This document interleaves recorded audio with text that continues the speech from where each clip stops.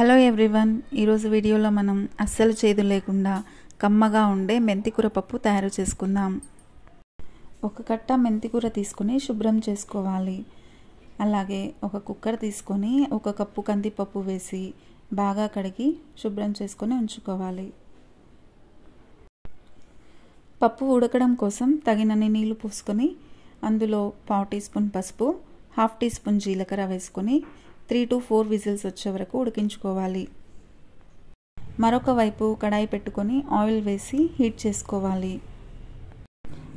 1 tea spoon జీలకర్ర, 1 tea spoon ఆవాలు వేసుకొని ఫ్రై చేసుకోవాలి. పొడుగ్గా తరుక్కున్న పచ్చిమిర్చిని కూడా వేసి ఫ్రై చేసుకోవాలి.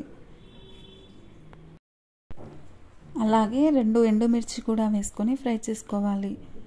కరివేపాకు, సన్నగా పొడుగ్గా తరుక్కున్న ఉల్లిపాయ ముక్కలు కూడా వేసుకొని ఫ్రై చేసుకోవాలి.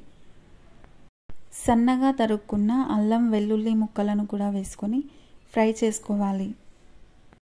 ఉల్లిపాయ ముక్కలు ఫ్రై అవ్వడం కోసం తగినంత ఉప్పు వేసుకొని ఫ్రై చేసుకోవాలి. టొమాటో ముక్కలు కూడా వేసుకొని మగ్గనివ్వాలి. ముందుగానే శుభ్రం చేసుకున్న మెంతికూర కూడా వేసుకొని మంచి అరోమా వచ్చే వరకు ఫ్రై చేసుకోవాలి. పచ్చివాసన లేకుండా ఫ్రై చేసుకోవాలి. అప్పుడే చేదు రాకుండా ఉంటుంది. బాగా ఫ్రై అయిన తర్వాత కొంచెం పసుపు, రుచికి సరిపడా ఉప్పు, కారం కూడా వేసుకోవాలి. మనం కారం కోసం పచ్చిమిర్చి కూడా వేసుకున్నాం కాబట్టి చూసి వేసుకోవాలి. ముందుగానే ఉడికించుకున్న పప్పును మెదుపుకొని వేసుకోవాలి. పులుపు కోసం చింతపండు రసం కూడా వేసుకొని బాగా ఉడకనివ్వాలి. 5 to 10 minutes పప్పుని లో ఫ్లేమ్లో ఉడకనివ్వాలి.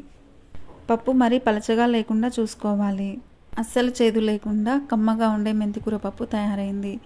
వేడి వేడి అన్నంలో నెయ్యి వేసుకొని సర్వ్ చేసుకోవాలి. ఒకసారి ఇలా ట్రై చేయండి. టేస్ట్ సూపర్గా ఉంటుంది.